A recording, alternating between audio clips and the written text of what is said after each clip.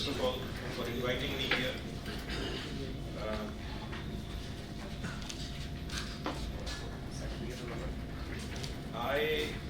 I teach at IIT Kanpur for today I have completed 22 years in IIT Kanpur.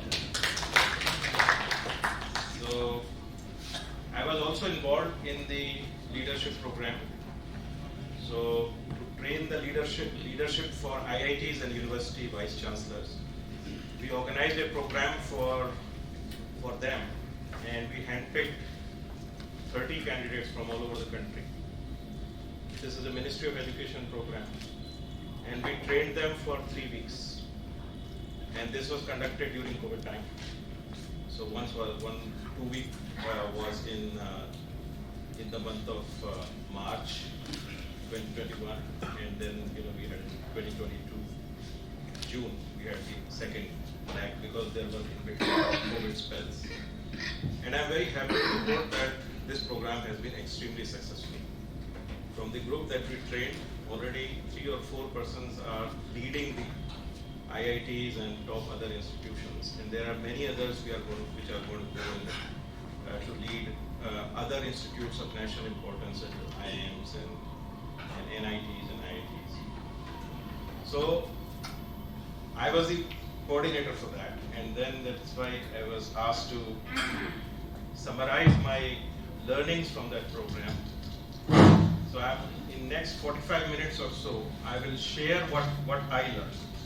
I'm in no way qualified to preach you or give you a lecture.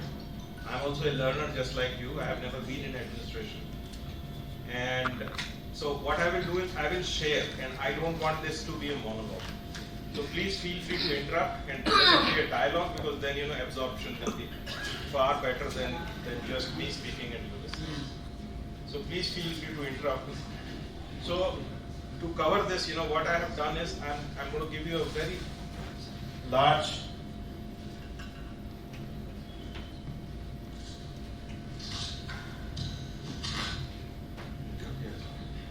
please feel free to interrupt. I didn't want to make one very deep lecture. I thought, let me just cover a depth, and then there are many speakers who will be going into depth of many of these aspects. So first, let us understand what is leadership. Okay, and let us understand how the manager is different from leaders. This is extremely important, because when we see leadership, many of us end up becoming managers because we don't understand the difference between them. Then I'll talk about academic leadership. So from the leadership, we will boil down to what are the specific requirements for becoming an academic leader for any college. And then, whenever we get into a college, there are challenges, there are leadership, how important it is to talk to your constituency. And then I'll talk about building academic institutions. I'll also talk about faculty recruitment and mentoring, because ultimately what is the institute? The institute is an ensemble of faculty. If your faculty is strong, institution will be strong. And then I'll touch upon diversity in the institutions. I'll talk about a little bit about teaching pedagogy, which I think Professor Rathod also mentioned, and Swamiji also mentioned about teaching pedagogy. And then, Professor Rathod, Swamiji, and Raghu Bhai Sahab. So I think we have to look at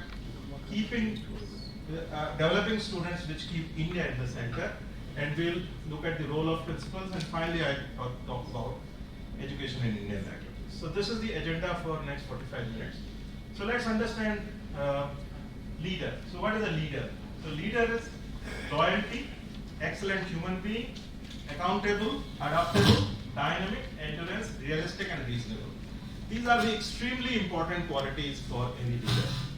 And leader should create more leaders. Leader should not be that I will remain at the top. A good leader is the one who enables others to become leaders, who pulls people along with them to higher levels. So the qualities that are essential for a leader is that he should have vision, he should have the ability to motivate people around him, he should have empathy. Many times when we are in leadership position, we don't have empathy. Empathy is a very, very strong virtue of a leader. Then he should be creative, and he should be thorough in whatever he is doing. Professor Rathod mentioned about it. You have to be scholar. Anything that you do, it should have the hallmark of quality in it. And then he should be good in managing teams. He should be good in building teams. He should be taking calculated risks. I don't want a leader who takes blind risks. I don't want a leader who doesn't take any risks. I want a leader who takes calculated risks to take his organization forward. And he should seek continuous improvement. He should keep his team on the toes, because without keeping his constituency on the toes, we can't make changes. We can't make desired changes. And he should be taking the decisions. Many times, leaders avoid taking decisions because if you don't take decisions, there is no dissent. No problem. Life is cool. You don't take decisions. But then that's a disaster for academic institutions. So leader should be able to take decisions. So if you look at the roles, the most important role is that the leader should be a strategist, he should be an organization builder, and he should be an absolute performer on all counts.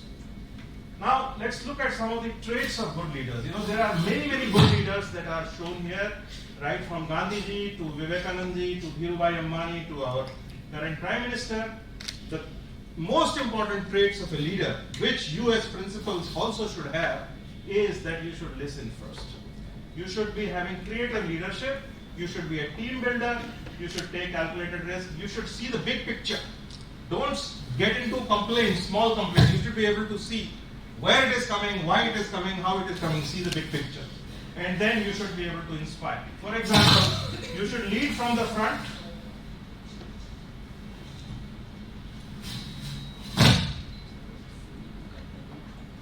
Okay, so I'll keep it away. Okay. So you should lead from the front. For example, Mahatma Gandhi, he led from the front by going for Dandi March. Kapil Dev, 1983, Indian team was underdogs. Nobody was predicting that they will win. But it was Kapil Dev's heroics that made us that we win the World Cup. Transparency on NST was the hallmark of Barack Obama and Nelson Mandela. And because of this transparency and honesty, they grew from the grassroots. They were grassroots leaders. They came from nowhere. They did not have aristocratic backgrounds, but they rose to highest prominence. Similarly, motivation to speech. I'm not a fan of Hitler, but Hitler was a good speaker. He could motivate an entire race to do whatever bad things they did. So he was a leader. He did bad things, no doubt about it. But he could lead his people and make them believe in what they should be doing. And then, there are people like Dhirubhai Ambani who had a very clear vision to build an empire. So these are the leaders who have global imprints, and these are the virtues which are extremely important in leaders. Now, if you look at the leadership of the higher order, there are shlokas here. I think Swamiji also mentioned about the leadership from Bhagavad Gita, and there's a shlok here. Yada yada charati shrestha stat devtaro jana sa yat prabhanam kurute lok stan nuvartate. Whatever a great man does, others people to imitate that. Whatever he sets up as the standard, the world will follow. And I think this is what our world as principals is, our institution. So we should set examples so that our teachers, our students imitate us. So we have to be first persons who, whatever we teach, we have to first demonstrate by example. Now let us understand the difference between manager and leader. A manager and leader, there is a clear-cut difference, and this is where I would request all of you to be very careful and understand that you have to be leader, not manager of academic institute. Manager creates goals, he focuses on things, he makes plans, is progress-oriented, he organizes, follows rules, and builds processes. Whereas the leader actually motivates, he inspires, he creates vision, his focus is on the people. He's result-oriented. He influences people. He shapes people. He builds relationships. And very subtly put by this gentleman who made Apple, he says management is about persuading people to do things that they do not want to do. So people are not interested, but you make them do. That is the job of a manager. And a leader is about inspiring people to do things they never thought they could. Correct. So a leader will make people believe that they can do what otherwise they think that they cannot. So this is the quality of a leader. So this cartoon also explains this. This is the manager which is saying, do it, pushing. And this is the leader who is taking the front, let's do it. So this is the main difference. And this one main difference, if we can adopt, very simple to adopt in our own organization, can make a hell of a difference in the progress of that organization. Many times, people are leaders, but then people lose faith in the leaders. So there are certain mistakes that the leader should not do. One is that if people don't have time sense, if you're given 30 minutes and you take 45 minutes, or if you're given 2 o'clock to meet somebody and you are not in the office till 4 o'clock, people will lose respect for you. No respect for others' work. If you don't respect, if somebody has worked hard, come up with something, and you just say it's all crap, then you will lose respect. If you give non-achievable targets, this is also a disaster. If you abuse your position to take favors, small favors, many people tend to go into small favors, then you completely lose the faith or the trust of your constituents, and then you will not make a good leader. So trust follows when you are leading by example, trying to do things, showing up, listening, learning, helping, and encouraging. This is the hallmark of a leader. Now coming back to the academic leadership. So now we have understood what is leadership. On a large scale, we have also understood what is the difference between manager and a leader. Let's understand when we bring it down to our ecosystems of academic leadership, how we translate that. And please feel free to ask questions if you have any. So functions of the academic leadership is that they should set goals. A leader's most important function is to set the goals for each team member and encourage them to work confidently and enthusiastically. And then to do that, organize the team and then take initiatives. And then cooperation among the employees. We have staff, we have teachers, we have students. What policies do we make that everybody cooperates with everybody? So teachers should cooperate with staff should cooperate with students, and only then a good organization can function well. How to motivate our own people? How to give direction? Direction is extremely important. In which direction you will take this, when you take over as principal, you should set yourself some goals. That this is by the end of 4 years or 5 years, whatever your tenure is, this is the main difference I will make. This is the footprint that I want to leave at the end of 3 years. So you should set goals and set directions. And then, of course, you should liaison between different stakeholders, and to achieve your goals, you have to make the policy making and so on. So this is what boils down to making academic leadership. So in order to make effective academic leadership for the principals of the college, I think Professor Rathod mentioned first point. Absolutely, I agree. If you are not having good academic background, believe me, everybody is equal. Teachers are as good as you or better than you. If you are not academically good, they are not going to listen to you. We have flat structure in academics.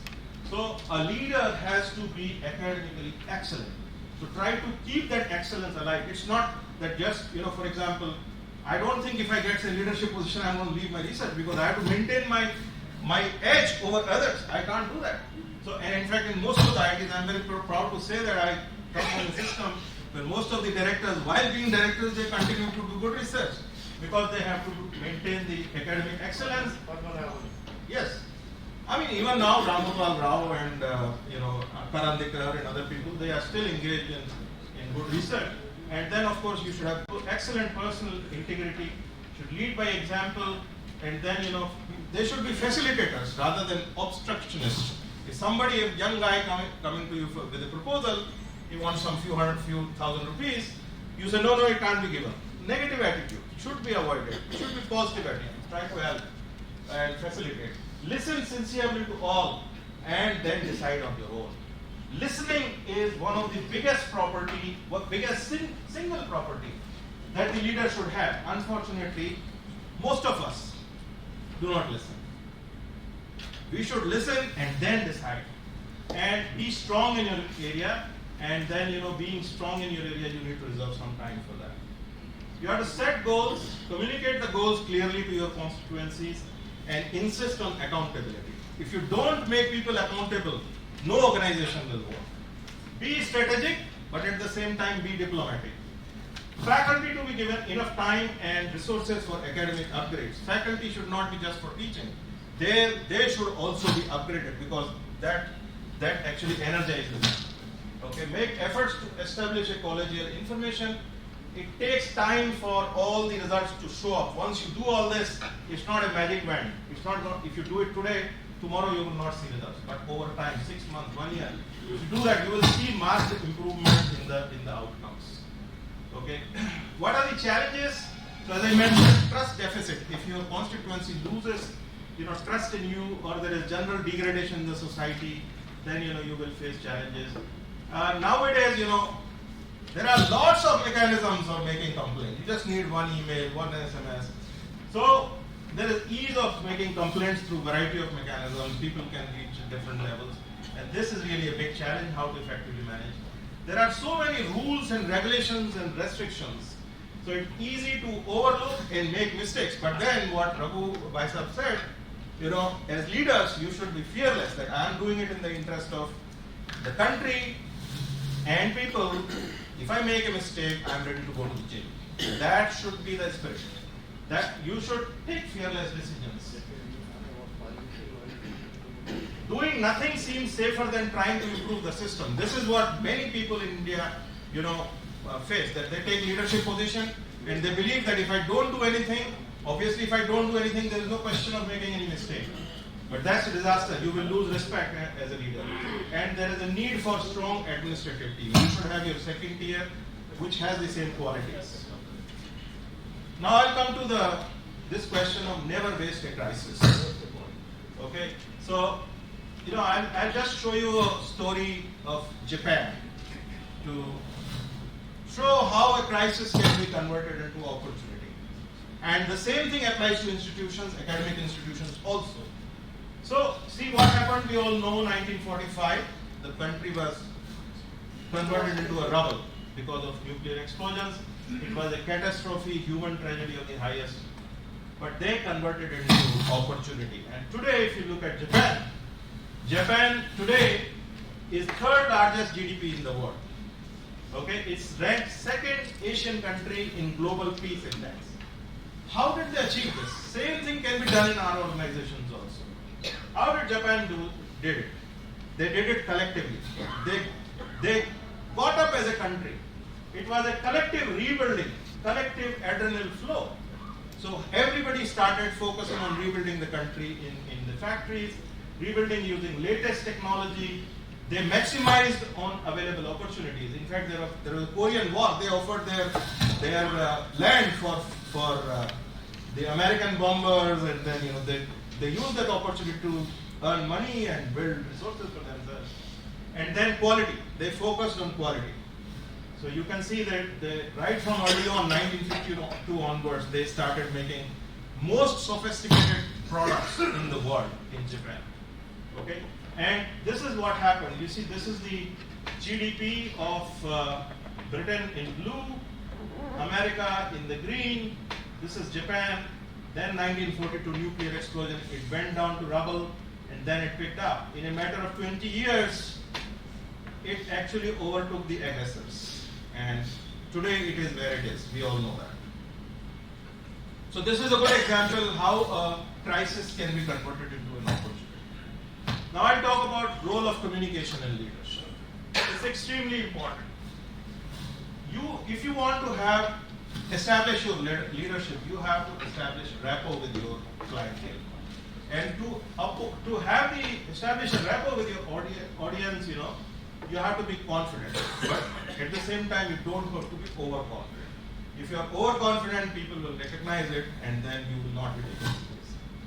You should be interested in your listeners. Many times I have seen that administrators, though they are talking to you, but they are just physically present, mentally they are somewhere else. That's a disaster. When you are talking to someone who has come to you with a problem, you should be mentally and physically there. You should listen to his problem extremely carefully.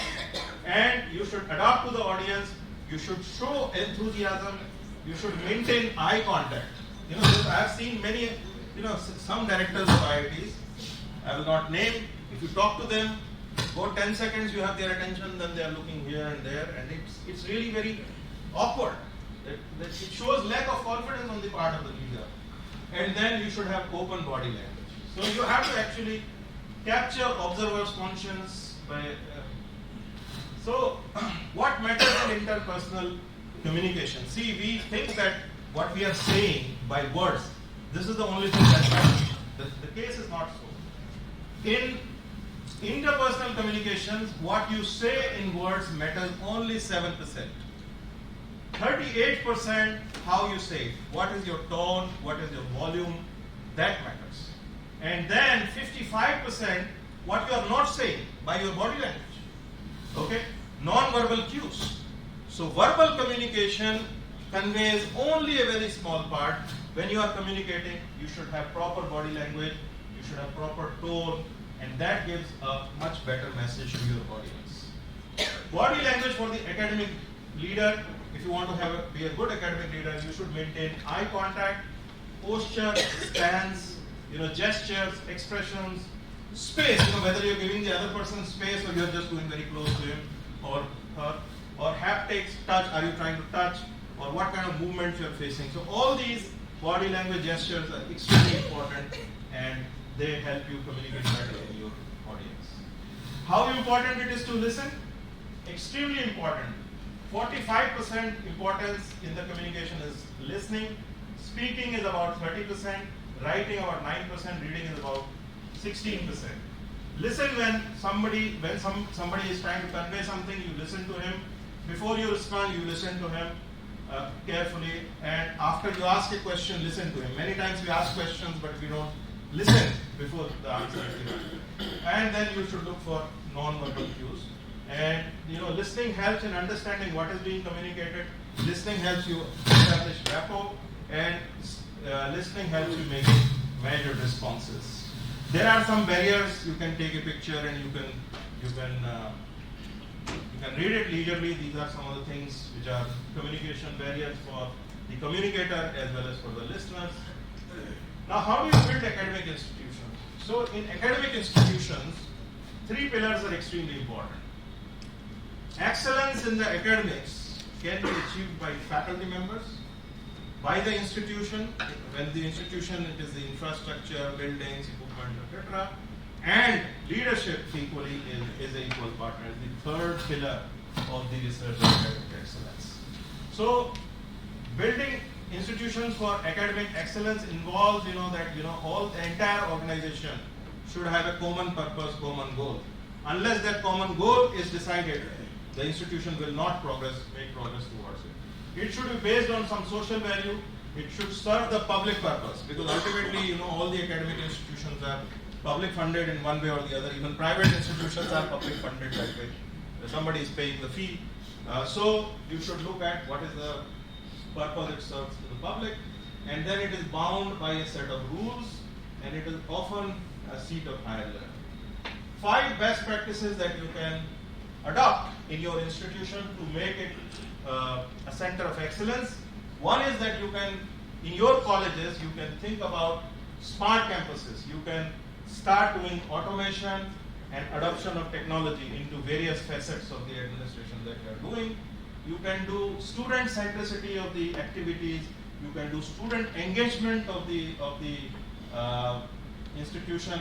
And then, this is extremely important. You should invest in faculty development. And not only faculty development, also faculty appraisal.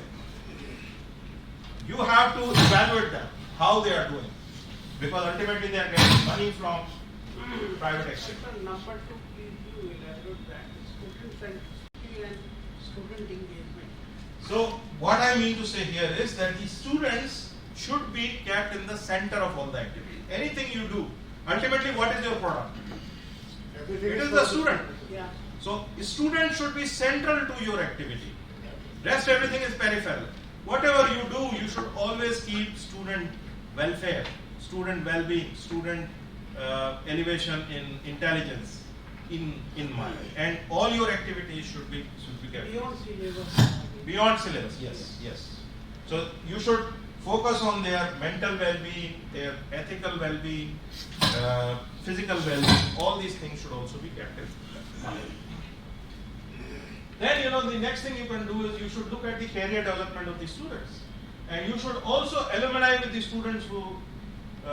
You should also establish relationship with the alumni who have graduated, because They can be a good source of fund. You want a classroom, you don't have money from the government, can you ask 5 wealthy alumni to give funds?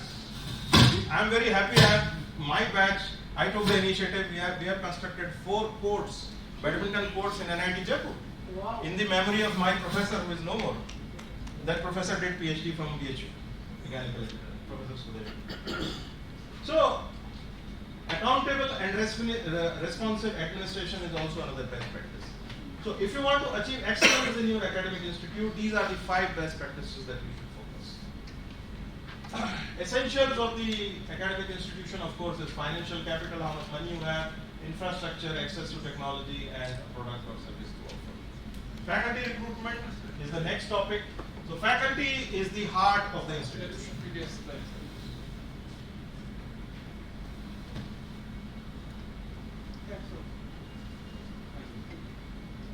Faculty is the heart of the institution. Okay? Student is the product, but faculty is the heart. So faculty is the core of all academic institutions. They teach, they lead the research group, they advise. They have long tenures.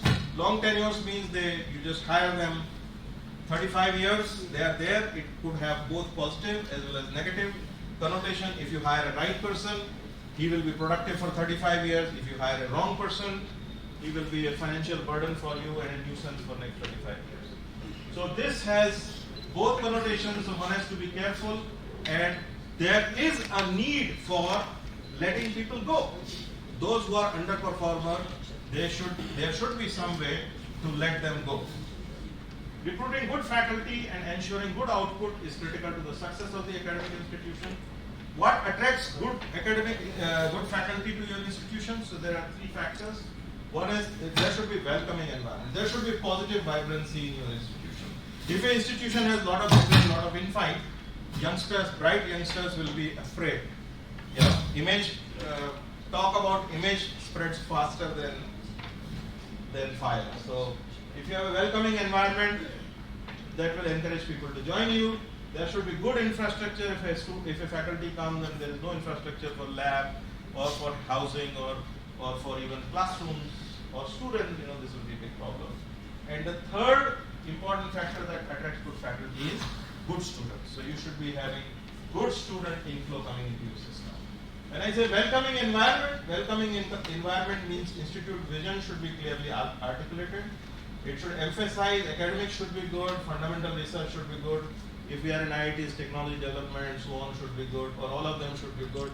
So this all comprises welcoming environment. And then each department should have a faculty or graduate student search committee. Faculty search committee should look at good faculty candidates, student search committee should look at good students. And then turnaround time for applications. So if I'm sure you don't have that kind of flexibility, you must be having central system, but in IITs we have our own systems. This is more applicable to that. So when the application is made, how quickly we can make offer? Because if we don't make, some other IT will make and we'll lose the time. This is another point here important is this turnaround time. Yes, yes. The majority of problems in an institution, academic institution, is just this turnaround. Yeah, because now it is several. You gave only one example. Yeah. That is the student will go to some other place.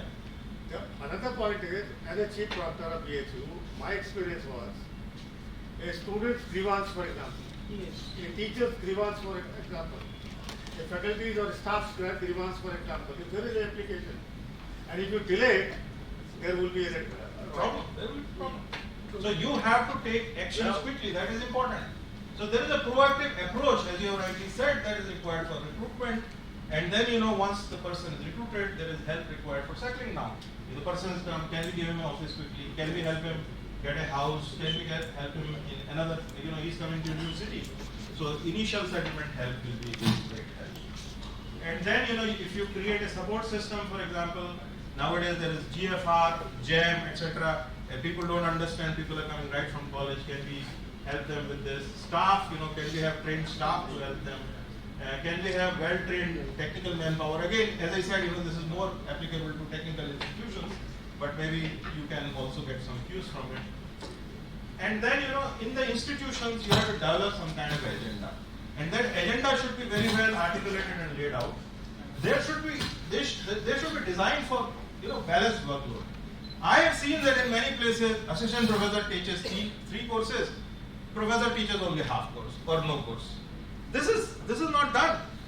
You should have equitable distribution. In fact, it should be the senior people who should teach more. Other guys should focus more on research. But it's the other way. We have become seniors, so now we will not teach. What kind of a pride is this? So you have to have a balanced workload. You should make faculty development a strategic priority. You should set, agenda. You should set the goals, and you should be constructive. Development review and feedback system should be in place, and there should be grants for research, grants for initial startup, and collaboration opportunities, skill development opportunities, etc. for the faculty. And then international immersions of the Indian PhD students. The PhD students that we have, they are very good, but then they don't have international exposure. If we give them small international exposure of 1 month, 2 months, their personality completely changes. So if we do this, this will actually help attract better faculty. You should mentor the young faculty. When I joined IIT Kanpur, there were 4 or 5 professors who used to advise me, do this is what is expected of you, this, that. And we really got into the groove in 1 year. Today, there is no mechanism. If I talk to some younger guy who is hired, and I advise him that this is what is expected, he will say, who are you? So the society has changed. But then still we should have some mechanism by which officially, mentoring of the young faculty should be done by senior faculty members so that they know what is expected of them. And then as leaders, what you can do is you can keep the younger guys out of administrative roles. Let them be teachers first. Let them be, researchers first. The moment they come and you give them some administrative role, they think that this clerical job is their prime responsibility. So as leaders, one of the important things that I would like to suggest is that the younger guys should not be burdened with administrative duties. They should be focusing more on the academics. Identification of role models in the institute is another important thing, and then you should also have strong academic roles. Okay, so now I'll touch upon the diversity issues. I'm just trying to check. Last one. Yeah, I'm just trying to check I haven't run out of my time.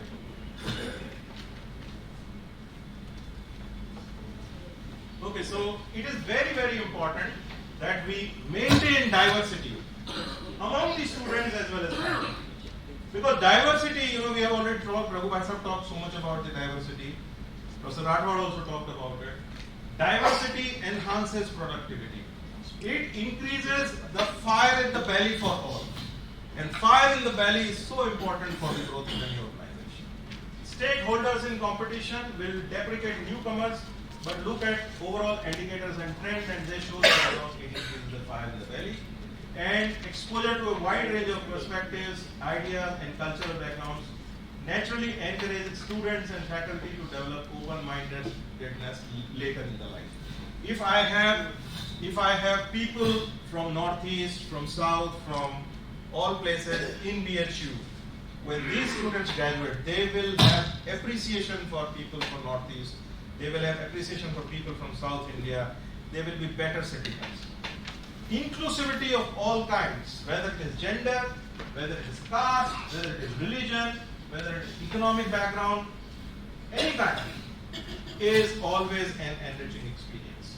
This allows them to be more receptive to new ideas and gain a deeper understanding of the subject by considering various viewpoints. And so diversity in students and faculty enhances the quality of the outcomes. So diversity could include gender, caste, background, language, place of education, and method of choosing students. Okay. Now, this is one big question. Nowadays we hear a lot about equity versus equality. Everybody wants to be equal. And when we ensure equality, this is what happens. A child, a lady, a man, tall man, and a handicap. We made them equal. We gave them same rights. And look at what is happening. Equality, more than equality, equity is more important. Equity means you enable them and give them what they need. So you gave them, accordingly, and then everybody is happy. So this is an example. Equity is more important in our nation compared to equality.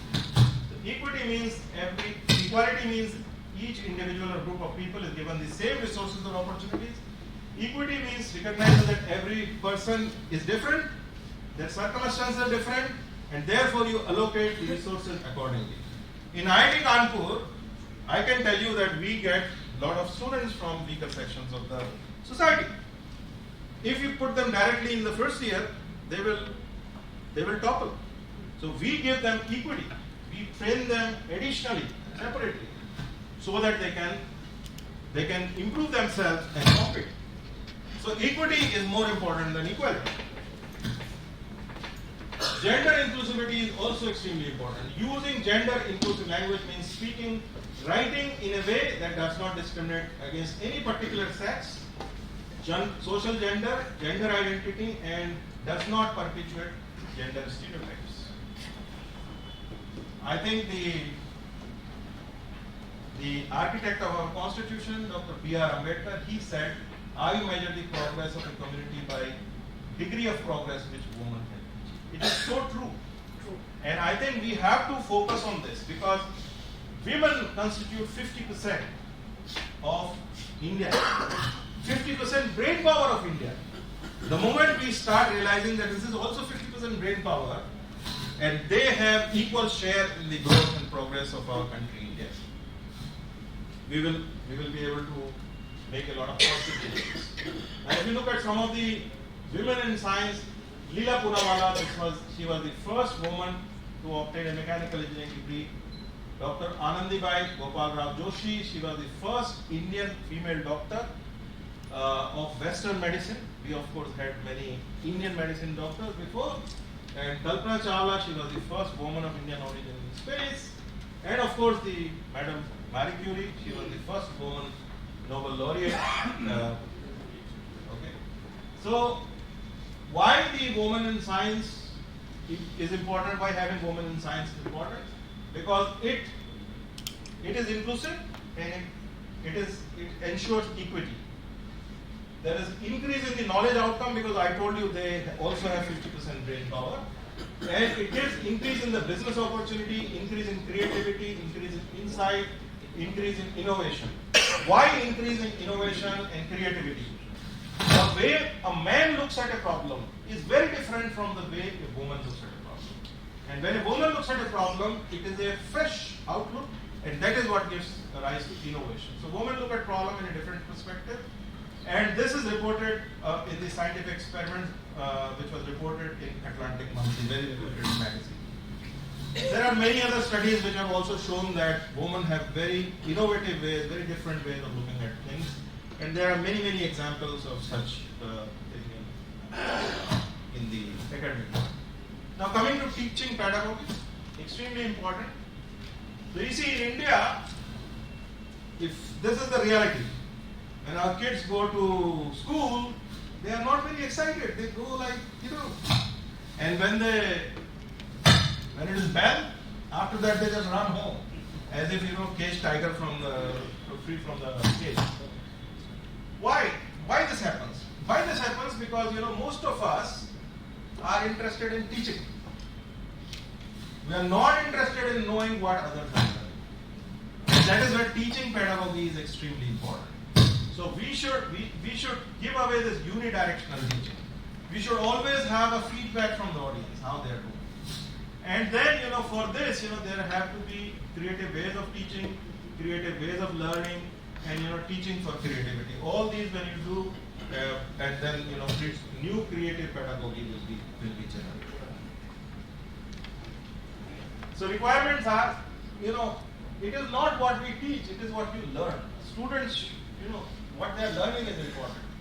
If we look at the examinations, most of the examinations, again, this is very important for the college principals. This is as per the Bloom's taxonomy, which is very famous for giving the principles of education. When we give exams, we want whatever we have taught, the student should rot it, and then he should just reproduce it. Garbage in, garbage out. Ego. Ego should be avoided.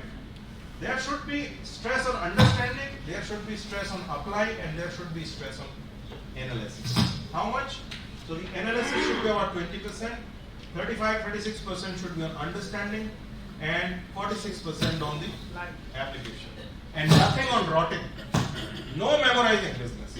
Because this is where we kill the creativity of these students. And this is very important that we go for good pedagogy of teaching. Now this is a very good picture and I would like you to give attention to it. There is this collaboration circle, there is this creative circle, and then there is computational thinking circle, and then there is problem solving circle. When this problem solving is done with collaborative, this becomes collaborative problem solving. When collaboration is done with creativity, this becomes co-creativity. When creativity is done with computational thinking, this becomes creative computational thinking. And when this computational thinking is mixed with problem solving, this becomes technology enhanced problem solving. And when all of this is put together, this becomes co-creative computational thinking problem solving.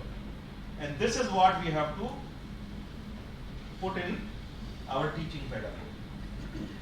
I hope I am now clear what I am talking about. Okay. Now, switching gear to dissent. Extremely important. What is the most important academic dissent you have heard? In which campus? JNU, then BHU also sometime, and Jadavpur University. Many dissents are there. Now let us look at what is this dissent. First is, please understand, we are not dealing with slaves. We are dealing with people who have brain, students and teachers. So dissent is natural. Why should you expect that everything you say it will be agreed upon? Leader never say that. Leader should never say that. So dissent is natural. And this is a sociological problem, individualism versus authority. And once you try to apply authority, there is always dissenting voice. No two persons are alike. If you give the same instruction to him or him, the response will be different because they are two different people. And then perceptions are based on previous experience. How they are going to react depends on what they have faced in their life before.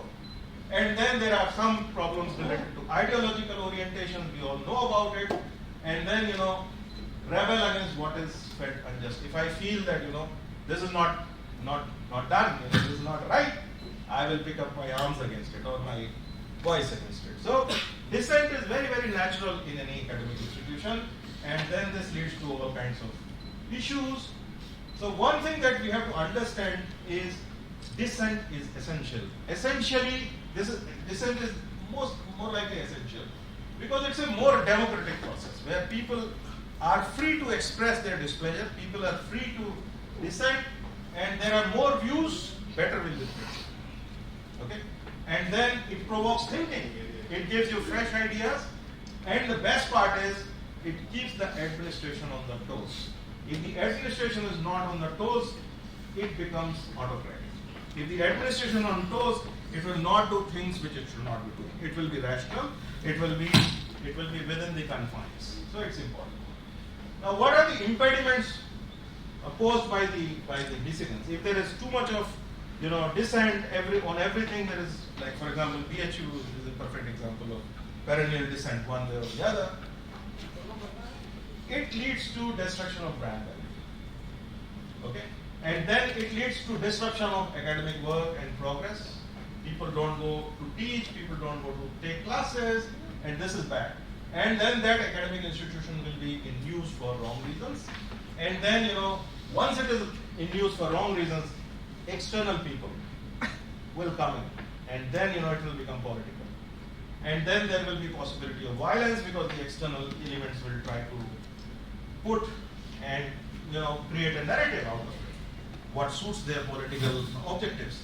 So these are the impediments if the dissent goes out of hand. So dissent on the campus is generally because of the following reasons. One is that if there is an unresolved grievance or there is an excessive control by the authority, or if there is student politics, this can also lead to grievances and dissent. If there is a discord between the student groups and they are fighting with each other, or there is an influence from outsiders. So all these five could be the origin for any education, and then this could be, if the student education involves also the teachers, then you have it. Okay, then the entire academic institution is divided and split, and then there could be all kinds of problems. So why do the educations go out of hand? So these are the 5-6 reasons why the educations go out of hand. And one of the reasons is that if you delay the issues, right, of any kind, if there is a problem that has come to you and you sit on it and then starts brewing, that's a recipe of disaster. If the academic leader does not have credibility, if people don't trust, if the students don't trust the vice chancellor, teachers do not trust the vice chancellor, then this will happen. And then distance of administration from the stakeholder. If the administration is sitting in ivory tower and they are completely cut off from the ground reality and only the messengers are in between which are giving whatever information is to be given, then there is a problem. And then if there is a breakdown of communication, this will lead to disaster. If there is a social conformity influence of radical voices or entry of the outside elements, this will also lead to agitations going out of control. Now question is, if the result is there, how as administrators we should handle it. So I think the recipe for this is, first is that get accepted. You should have credibility. Okay?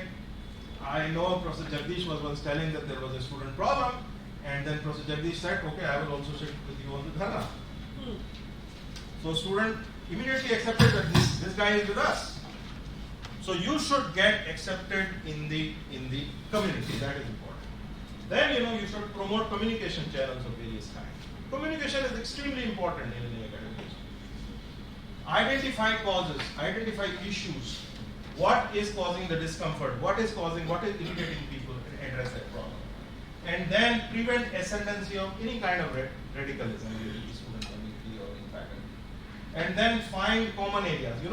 When the students are demanding something, they also know that whatever they are demanding, for that matter, anybody who is demanding something also knows that whatever they are demanding will never be granted 100%. So they just bring them on the negotiation table, see how much you can yield, how much they can yield, and come to some common ground to resolve the problem. And that's how the problem can be resolved. Sir. Yeah. Sir, let us get prepared. Are there more issues which can lead the agitations of students to go out of control? I'm sure there are more. Some models, sir. I'm sure there are more. There could be more situations which are more in local, but these are the general, ways in which these The go. main may be the lack of morality among the students, correct? So then you have to deal with that. It in time. When the morality goes down, Morality is we also different. face some similar problem in high. Balanced mental development. So we also faced some You know problem what, related yes. to, I can't quote officially, but there was some problem. And we dealt with it in time and it got resolved. So all these issues, these are young kids. It's very easy for them to drift. Now as teachers, we have to go and take corrective actions. Yeah. Now if you want to prevent the agitation on your campus, this is a toolkit. So the toolkit involves that you should have a common shared vision, and this vision should be communicated to all the stakeholders, which include the students and also the faculty members and so on. And then you have the academic leader has to build credibility, and he should have empathy. If they are having any grief, the vice chancellor should go and hug them and express that I am with you in your grief or in your problem. If a student gets injured, he can go and visit the hospital. Empathy is extremely important. This is something that changes the dynamics completely. You should consult proactively with all the stakeholders, including your core team, and then you should collaborate. And this way, you can prevent the agitation on your campus. So, just to sum this whole thing up, I will just quote this by Ambedkar. Sincerity is the sum of all moral qualities. So, if you are sincere in dealing with the dissent, it will never go out of hand. Never. Only thing you have to show is that you are sincere in dealing. Crisis management, if there is crisis, you have to look at how to utilize available resources to the optimum level. You have many resources available. How to handle the unbecoming colleagues. This is one big problem because many times, insiders, your own colleagues, fuel these things. So you should know how to handle them, how to keep them under check. You should identify them, keep them under check, and how to handle sensitive matters of discrimination. Nowadays, we deal with all kinds of discrimination, whether it is caste-based, whether it is gender-based or any other kind. We should deal with that in an extremely sensitive manner. And I will give you a mantra. It's called HALT. Never take a decision when you are hungry, angry, lonely, and tired. Never. Remember this HALT.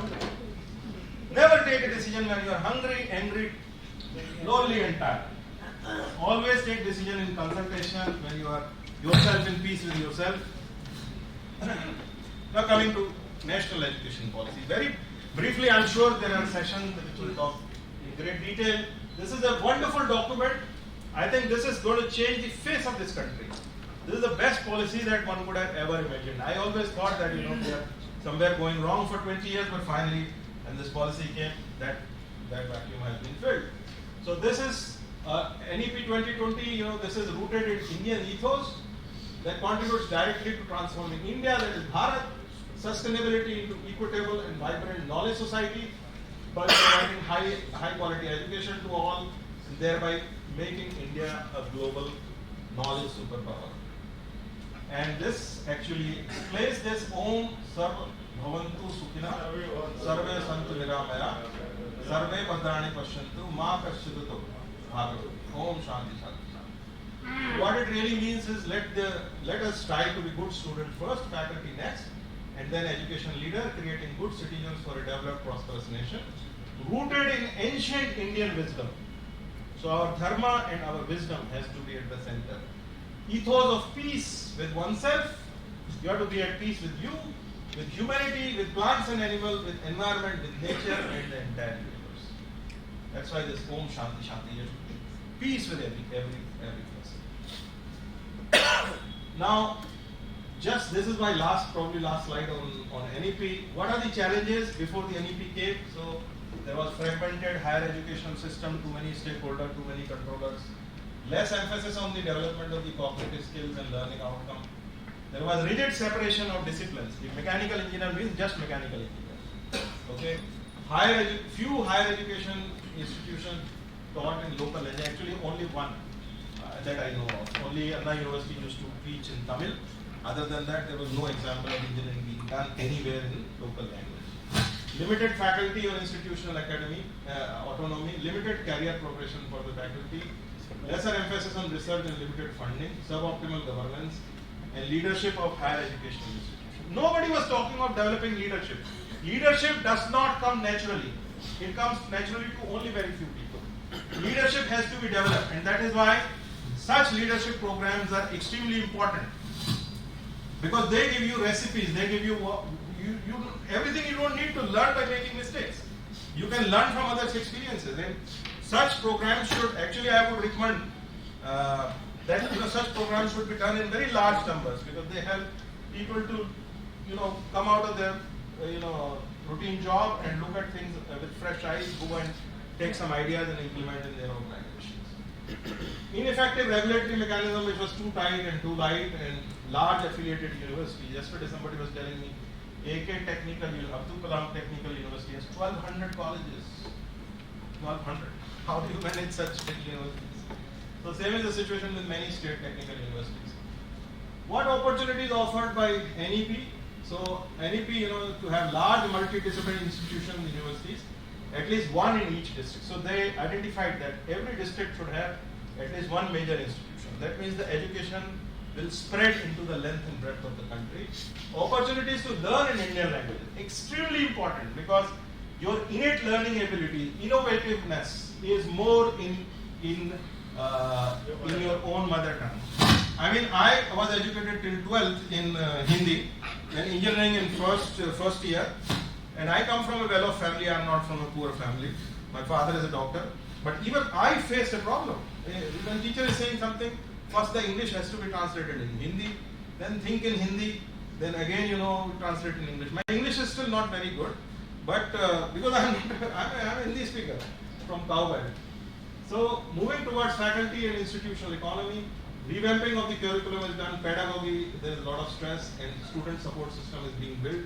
Dedicated faculty and institutional leadership, there's a lot of stress on leadership building now. Transparent career progression mechanism for faculty, NRF is being set up. I think the Parliament bill will be coming anytime soon now. It will promote research with a budget of 50,000 crores per year. Science budget is going to increase. Governance of higher education institutions by highly qualified independent boards having full autonomy. Again, in Parliament there is a bill for HECI, Higher Education Commission of India is coming, which will make very good structure. Light but tight regulation by a single regulator for higher education, which is HECI, I am telling you, and then increased access, equity and inclusion, affordability and accountability. So these are, so in a nutshell, I am telling you this is what the NEP is going to bring. Now in this NEP, one of the best things that has happened is that there is stress on India. Idea of India is at the center of all the activities. There is a huge stress on promotion of Indian language, arts and culture. There is a promotion of Indian knowledge system, promotion of Indian culture and arts. There are new institutions being developed for Indian arts and culture, which are developing avenues for displaying and exposition of Indian arts and culture, which will ultimately promote tourism and wealth generation in the country. Research and promotion of yoga practices, and yoga of course is developed in India, so it is our global export now. Okay, promotion of language and literature, promotion of Sanskrit as a language. I think Swamiji told a sad story about how Sanskrit is. I think we have to take our pride back. Translating ancient literature in regional languages, that is also extremely important. And then writing of the technical books in regional languages. I think I was a part of the committee in AICT, and I'm very happy to say that about 80 books in 8 different languages have been written, original by IIT faculty and then translated into Indian languages. So this program under the leadership of Dr. Anil Sastry started, and it is now going forward. Within 4 years we will have at least 13 languages books in all in 2 or 3 or 4 engineering disciplines for all year. So training modules during induction of teachers, if you training, as I mentioned, training of these teachers is extremely important. So you have to do general orientation towards technical education, inculcation of values and attitudes, communication skills, instructional planning and classroom delivery, technology-enabled learning, effective modes of students' evaluation, creative problem R&D solution, institutional management and administrative procedures. So as academic leaders, you can do these things as a curriculum to train your own teachers. This is extremely important. And then of course you can have teachers go on winter internships to different institutions of higher learning. You can have mentored teaching for the younger faculty by the senior faculty. That way, they become more effective teachers. So basically, idea is to move towards enlightened society. So this is knowledge circle, this is society circle, this is economy circle. When knowledge and economy meets, this is the technology. When knowledge and society meets, this is the technology. And when society and economy meets, this is trade. And when all these 3 circles meet, this is the value, wisdom. So I think we have to make knowledge, society and economy together in order to build the institutions of tomorrow. Now, the objective of the NEP is, national reconstruction. I'll spend a bit of time on this and how we as principals can do this. So, national reconstruction, what does it mean? Does it really mean that whatever we have we throw, or does it mean that, we take whatever old is gold, what was told that, whatever we had, so we don't have to do anything, or whatever we had is bad, so we don't have to. So it is somewhere in between. So it's not an altogether new making of Bharat by throwing all old ancient things as useless, rotten and orthodox. It is not. Many good things in our age-old civilization and culture for which we should be proud of and not feel ashamed of. So we have to take all good things in our old civilization, but not everything which is old is good. So there are many things, there are many Rudivadi paramparas in our Sanskriti and our culture which are unscientific, which are not good. They have to be removed. So things that are good in the past, they have to be taken. Things which are not good, that have to be started. So wrong things, wrong rituals, outdated processes and beliefs should be thrown out mercilessly. Okay? Firm conviction that our millennia-old culture, heritage, and civilization continue to be our inspiration for all our endeavors. We don't have to import anything from the West. We have a glorious past of several thousands of years. And we should look at our old scriptures, blend it with modern science, and make a new Bharat. That is what reconstruction of India really is. Dharma, this is circle of Dharma. So there is plan for national reconstruction should be based on the principles and practices of Dharma, which is the soul and strength of our age-old civilization. Dharma is below mentioned 10 virtues to be followed in everyone in this world at that time, and this shloka actually explains this. It really means that Bharatiya philosophy, with its unique definition of relationship of the individual, society, nature, creation and the creator, and its distinct concept of human happiness, provide the basis for meeting multi-pronged challenges which the world is facing today.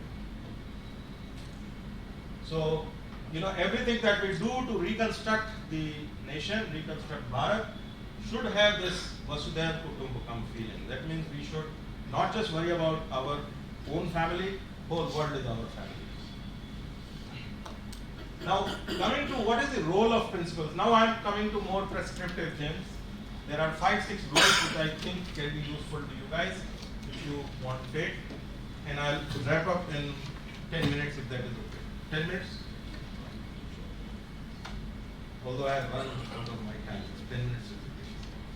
So first role is strengthening national identity among the students. So first is that convincing students intellectually and at experiential level that there is an underlying unity in apparent diversity. We are all diverse. In this room also we are from different states, different shapes, different size, different color, different gender. But there is diversity. We are all Indian. We have to understand Bharat in its right spirit. That is extremely important. So our students should understand Bharat or India in right spirit. India or Bharat is the most ancient nation in the world with its vision and wisdom, and it has to achieve the mission of Vishwa Kalyan. Our national vision is Vishwa Kalyan. We don't say Bharat Kalyan, we say Vishwa Kalyan, entire Vasudha Kutumbakam philosophy. And we want to ensure happiness of every human being on this planet. And that is what we have to worry about. In spite of differences in language, eating habits, costumes, colors of the skin, social strata, people coming from rich background, poor background, urban background, rural background, literate, illiterate, male, female, there is unity because we are all Bharatiya. We are all Bharatiya with one person, one vote, one value, one constitution. That unites us. We are one people, one culture, one nation. Okay? Our words and deeds should never destabilize the foundation of our Bharatiya nation. This is something that is our action point as principals. This is the value that we need to inculcate in all the students that we are teaching. Okay, so second role that we have as principals or teachers is developing social equality and equity and fraternity among the students. And for this, we have to eradicate social evils like casteism. We are still suffering in India, underdeveloped, developing nation, primarily because of these social evils. Casteism, untouchability, dowry, establishing social equality, social justice, social harmony, and respect for each other. The moment we can do away with this and have respect for each other, we will be a different nation. Ensuring gender equality and respectable status of women, ensure self-respect and equal respect of all marginalized sections of the society. We should give enough respect to tribals, scheduled caste, scheduled tribe, women, and economically poorest among the poor sections, and enable them role as equal participants in all walks of life, without the hindrance and harassment. And these cartoons actually tell the entire story. So this actually we should practice not only in words but also in our deeds.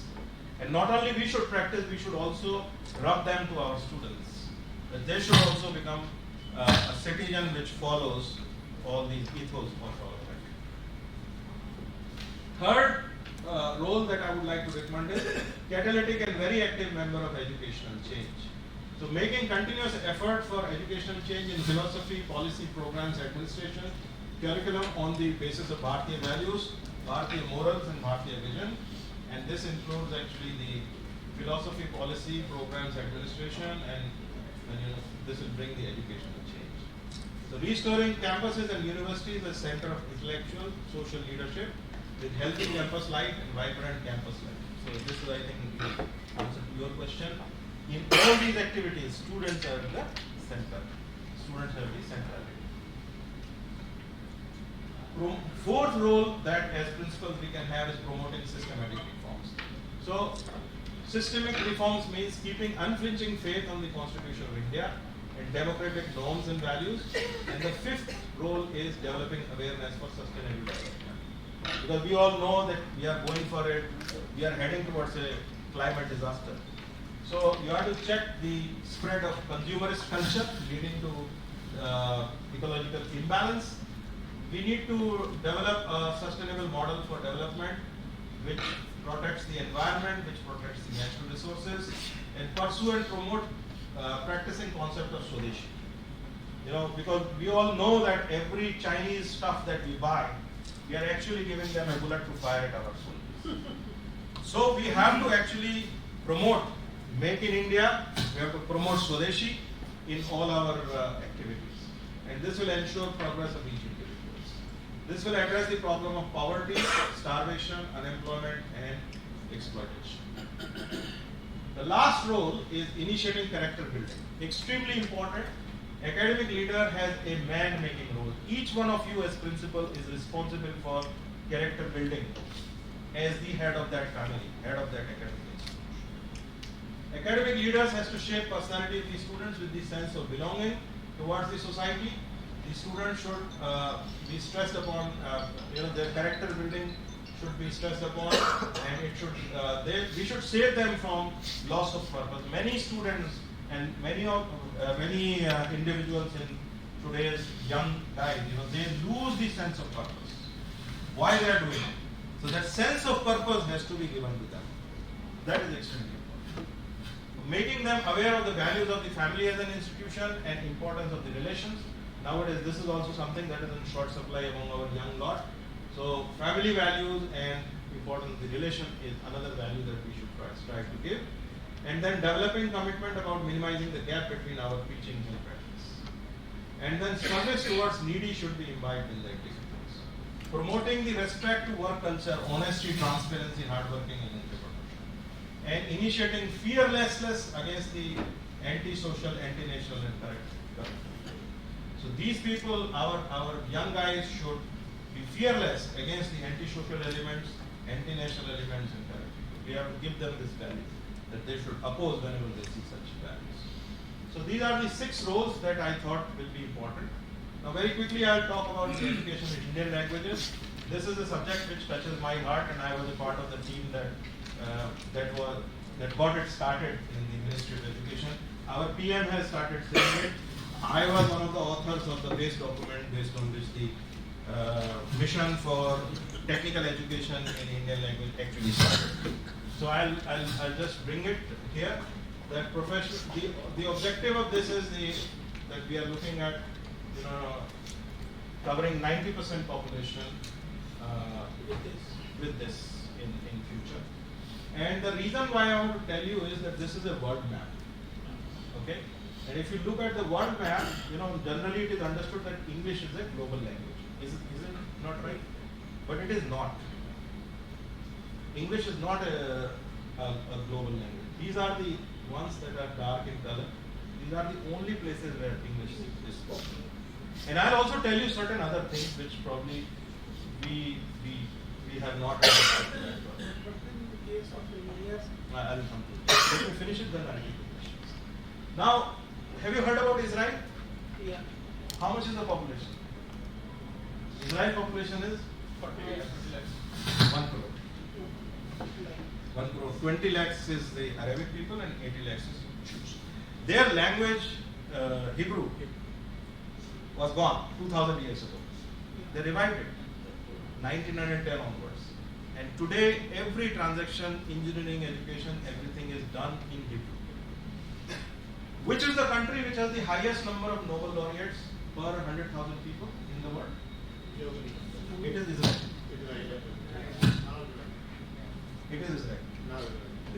Yes. So, what is that magic? It is because, if you learn your basics in your own language, you have much better innovation or innate learning ability. Now, in India, if you look at this is a global map of how many people speak what language. I'm sorry, it is too small, but largest circle is this Mandarin, Chinese, 14.4% people in the world. Then next, 4.7% people in the world speak Hindi. Spanish 6.15, English is 5.43. So, is English global language? No. Arabic 4.43, Portuguese, Bengali is 3.1, Russian, Turkish. And if you look at this second level of circle, you will find a lot of Indian languages, 1%, 2%, 3%. Much higher than Hebrew. So, India is an ocean of languages. India is like United States, with every state speaking different language. This figure shows the numbers. Bengali is spoken by 83 million, 8.3 crores. Telugu 74 million, Urdu 51 million, Odia. So you can see, Hindi is spoken by 42.2 crores. So India is an ocean of language with unity in diversity. Again, example of unity in diversity. And we have to preserve this diversity. We don't have to make everybody uniform. That's why it is very important that we do education in Indian languages. Locally, whatever language is prevailing, we should have technical education in that language so that our people have better innovation potential. At the same time, we have to learn English also so that they can move. When they move to the other region, their employment opportunities do not go away. They are not stuck in that region. Okay? Just this one example I would like to show. This is the world's top 16 countries with GDP more than 1 trillion. So these are the 16 countries. Okay? And this is their GDP. This is their population. This is their mother tongue. And this is the primary language in which the education is done. You see, US, primary language English, taught in English. Tamil, China, Mandarin. Japan, Japanese, they do engineering in Japanese. Germany, you have to learn German. India, you have 22 languages. Where do you teach English? Engineering? Only in English. No other exception. See, this Portuguese, the Brazil speaks Portuguese. They teach engineering in Portuguese. Any other country, if you take, Australia you say, but Australia, mother tongue is English. No other country in the world is doing professional education in an important language other than India. It's a shame on us. We don't have any pride of our languages. And this needs to change. And the change begins with you, with all of you. So this issue is realized at highest level, and then we have a lot of statements. PM himself is pushing this. The Honorable Prime Minister announced this decision of starting medical and engineering education in Indian languages. Union Ministry of Education announced the technical education in Indian language from 21-22. Today there are about 50 engineering colleges in India which have started offering engineering in local colleges. The response is not very good for the simple reason that Gulami has entered our blood. Even a rickshawala would like to send his son to an English medium school running in one shanty.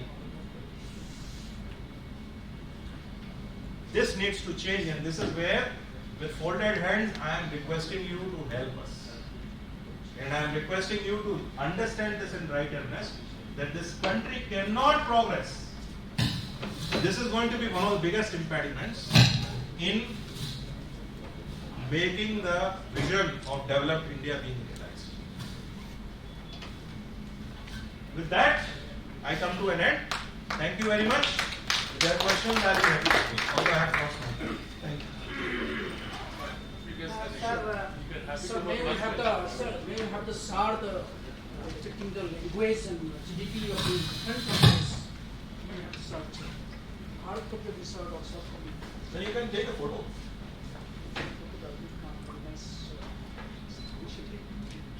You can take a photo.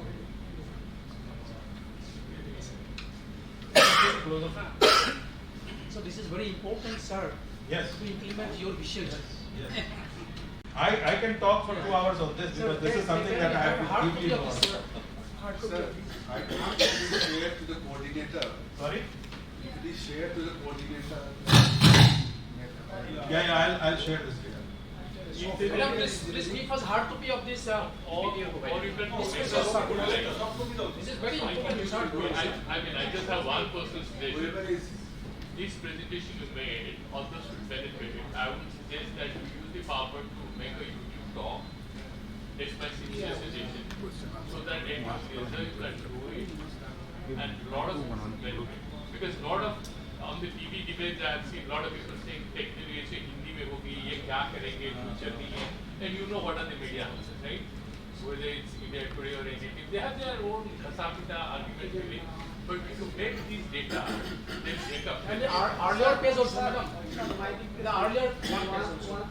Previous page. Actually, if you go to YouTube and you Yeah, search this by is my the name, photo, na? you will find lot of videos. I have done lot of shows. This Indian education. I have done already lot of shows on Indian Science Channel. I think at least 2 or 3 episodes we have spoken about it. So I think if you just do YouTube search, you will be able to find On the my channel. Sir, the sources of data are not mentioned here. No, because this is like I have shown only 3 slides. I have 300 slides on it. I can talk for one full day. I have that much data, and I can convince you that why it is important. Technical language. I made the entire plan of how the ministry is going to implement. Over lunch also you can ask more questions. These are collected.